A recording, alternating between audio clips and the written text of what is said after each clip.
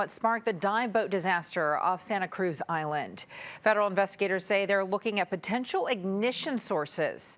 A surviving crew member says he believes the fire started from electronics on board the vessel, like photography equipment and batteries. The National Transportation Safety Board says they aren't ruling out any possibilities. And moments ago, they revealed how the crew tried saving all 34 people on board.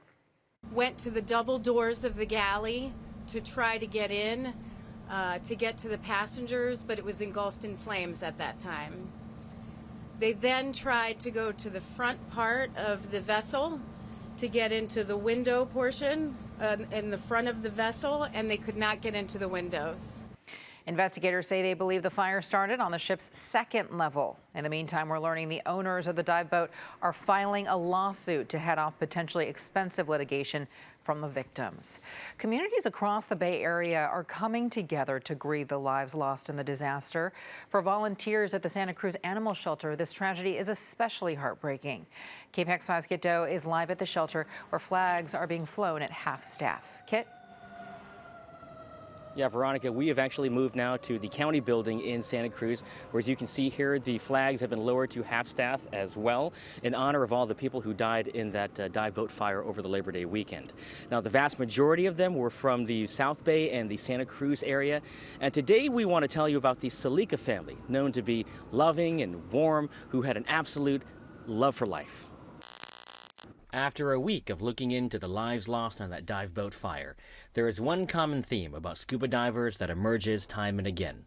They are a special breed who take their thirst for adventure, kindness of spirit, and love for life to a whole new level. It's a huge loss for the community in general. Kyle Gorham runs Adventure Sports Unlimited in Santa Cruz, where Steve Salica, seen here on a dive trip in Big Sur, was an instructor for several years. Shocking, very heavy-hearted. It's rough. Really, really rough. Kids Sea Camp, based in South Carolina, gives us our first look at Tia Salica, who is celebrating her 17th birthday on that doomed scuba trip, along with her friend Bernice, both of whom attended Pacific Collegiate School in Santa Cruz. Steve and his wife Diana had been taking Tia to Kids Sea Camp since she was 6 years old, where they raised her with a passion for diving.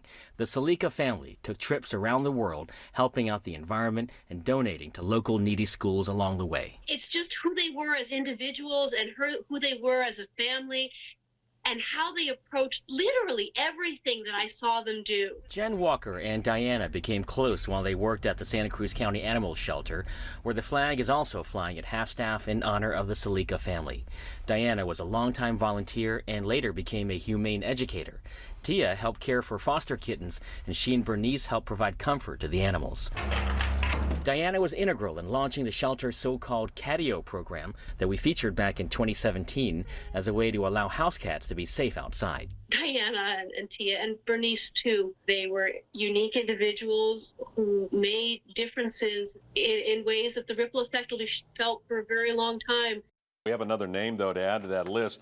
A Soquel woman has been identified as one of the passengers who was killed on that Conception dive boat. Her name is Viadihi Campbell, a longtime employee at the Soquel Creek Water District.